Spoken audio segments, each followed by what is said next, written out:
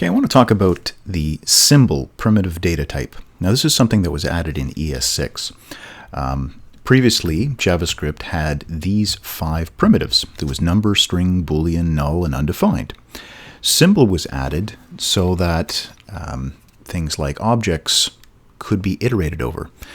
It is a unique value that can be generated. So that's all it is. It's a symbol value, can be used as an identifier for object properties. That's all it is. You can think of this as like a unique ID. So when you create a variable, like here I've created S1, 2, and 3, I've created 3 symbols. These are all going to be unique values.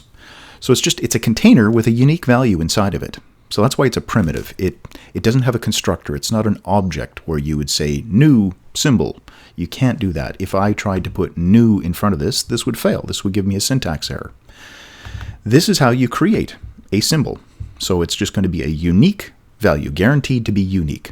So I've got 3 things here. Now inside the brackets, I can add pretty much anything I want. I can add any other value as a description. Now these descriptions have no functional purpose, really.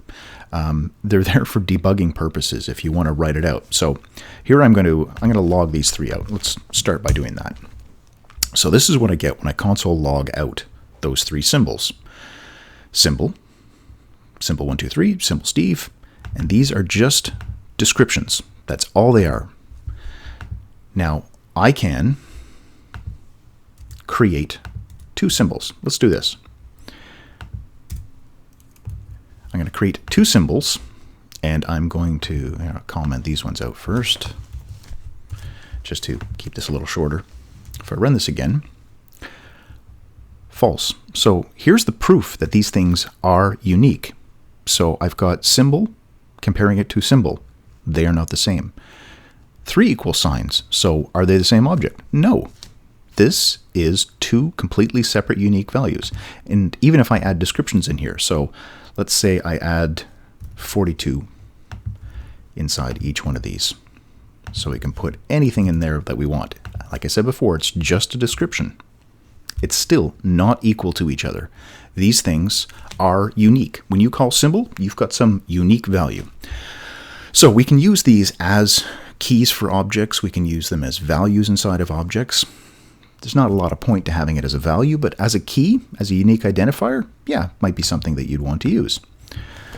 So I'm going to comment this out, and just to show this, the type of any one of these variables is symbol with a lowercase s. So capital S symbol, this is the method that creates the primitive. And then if you call the toString method, you get the string. But the string is the same thing as if you had console logged the variable itself. So these 2 things, effectively the same. Okay, so that is the basics of symbol. Now there's a couple of other things that you should be aware of.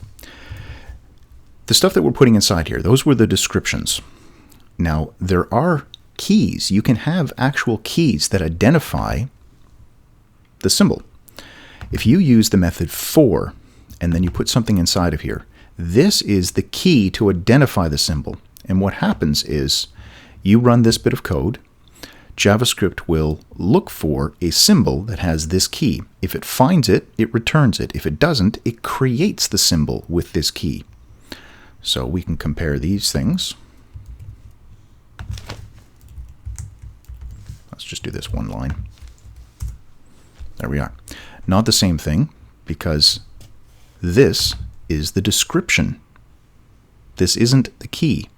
This is the key, this is the description. So we get a false for this one. If we do this, now we have a match, because this one was run. It said, okay, this one ran first, so it created the one with the key 1, 2, 3. This one retrieved the one with the key 1, 2, 3, and then we compare it to the one with the key 1, 2, 3. So these are the same thing. We can also do key 4. Key for S2 up here. S2. Here's the symbol with the description 1, 2, 3. So this one does not have a key. It's got a description, but there is no key, so I get back undefined. If I were to come in here and say, let's say S5 equal symbol dot 4555. Now I can log out symbol dot key, if I can spell it, key 4, there we are, S5. So 4 creates it or finds it. Key 4, you pass in the variable, which is the symbol, and it will return the key for you. And there we are. There is the key. So S2 gave us undefined because S2 had no key. It just had the description. S5 actually had a key created by doing symbol.4. Okay, so I hope that makes sense. Now, just a couple other things to note, moving on to look at, let's do all this. There we go. Moving on to look at objects. I'm going to clear my screen, run this again.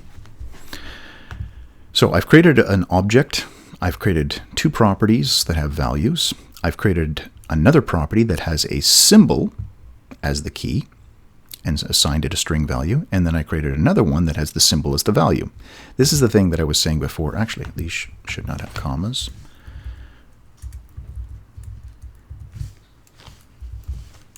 There. So symbols you would not use as values. There's no real purpose behind ever using this, but you can do it. Now, what I'm doing here is I'm doing a for in loop. So for everything inside of object, I'm looping through it, and P is going to represent the property.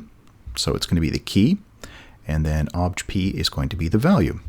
Now, when I loop through this, you'll notice the symbol one, the third one, this one doesn't show up. So the for in loop does not include any property inside of an object if the key is a symbol. And I can create a whole bunch of these. I can do that because these are all going to be unique values. If I run the loop again, I still only get the first two and the last one. The last one's got this value of a symbol. If you do JSON.stringify with the same object, here's the JSON stringify. I get the prop 1 and prop 2, but I don't get anything that has a symbol as a key or as a value. So just be aware of that. With JSON stringify, you are not going to get symbols anywhere inside there. There's no string representation of a symbol. All right, great. And then moving on to the last little bit. This is kind of a repeat of what I was doing before, just showing that we could create the keys. So symbol for Fred, if we write out S4, we can see symbol, and it looks the same as the description, but this is actually the key. And then I'm using key 4 to fetch and write that out. So there is the key. All right, so that is a symbol. They are really this sentence here. I took this from the Mozilla Developer Network. This really sums up what it is. It's a value to use as an identifier in an object, and it's going to be unique. Symbol is a JavaScript primitive data type. So now we have 6. We've got number, string, boolean, null, undefined, and symbol. Every symbol is unique, and these are intended to be used as identifier for object properties.